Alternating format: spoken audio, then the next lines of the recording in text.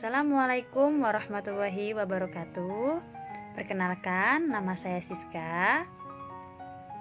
Saya dari SMP Negeri 8 Kota Cirebon. Di sini saya akan membuat video pengibasan sebagai tahap lanjut mengikuti program belajar yaitu AKM atau Asesmen Kompetensi Minimum yang diadakan oleh Kementerian Pendidikan dan Kebudayaan Indonesia bagi seluruh guru-guru di Indonesia.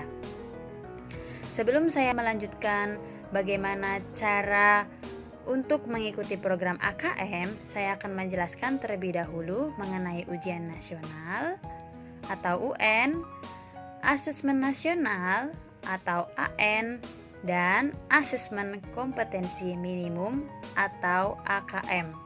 Baiklah, UN sebelumnya dilakukan untuk sebagai hasil akhir atau penentu kelulusan siswa pada jenjang-jenjang SD, SMP, SMA maupun SMK.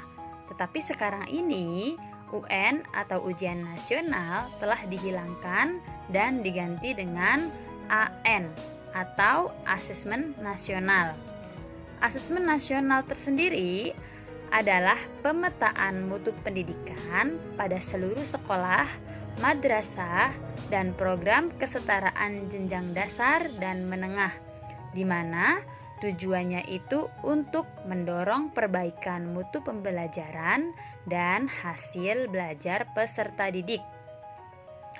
AN atau asesmen nasional mempunyai 3 bagian, yaitu asesmen kompetensi minimum atau AKM, survei karakter, dan survei lingkungan belajar. Nah, berarti AKM atau asesmen kompetensi minimum itu adalah bagian dari AN atau asesmen nasional. Oke. AKM tersendiri adalah kompetensi yang benar-benar minimum, di mana melalui AKM kita bisa memetakan sekolah-sekolah di daerah berdasarkan kompetensi minimum yang harus dipersiapkan. Nah, pada AKM ini nanti akan disajikan soal-soal berupa literasi dan numerasi, seperti itu. Nah, guru-guru seluruh Indonesia diharapkan mengikuti program Guru Belajar AKM atau Asesmen Kompetensi Minimum.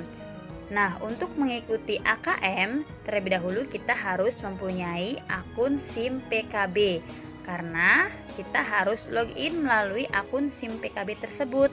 Oke, pertama kali yang harus kita lakukan untuk mengikuti AKM adalah kalian mengakses link berikut ini, https://gtk.belajar.kemendikbud.go.id. Nah, setelah itu akan masuk ke akun SIM PKB kalian. Untuk dapat mengikuti program belajar AKM, kalian harus masuk melalui nomor UKG beserta passwordnya. Nah, setelah itu akan muncul beberapa tahap belajar atau program belajar, dan salah satunya adalah AKM atau Asesmen Kompetensi Minimum. Kalian pilih yang AKM. Kemudian setelah itu kalian harus menentukan jadwalnya atau tahapnya, di mana ada 11 tahap atau 11 jadwal.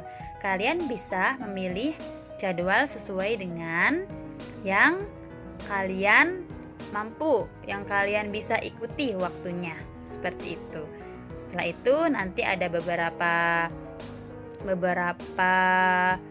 materi, kemudian ada beberapa topik juga yang dijelaskan di dalamnya mengenai AKM, mengenai literasi membaca, literasi numerasi, kemudian ada kuis-kuis juga, dan juga ada pertanyaan berupa esai, seperti itu. Nah, kalian juga nanti akan mengikuti pretest sebelum kalian melanjutkan ke topik-topik AKM setelahnya. Dan setelah itu kalian akan mengikuti post test. Nah, seperti itu. Post test ini dilakukan untuk mengetahui bagaimana kita sebagai guru memahami AKM. Seperti itu. Nah, terima kasih. Semoga penjelasan saya mengenai AKM dan langkah-langkah mengikuti AKM dapat dimengerti oleh teman-teman guru di seluruh Indonesia. Salam guru belajar. Terima kasih. Wassalamualaikum warahmatullahi wabarakatuh.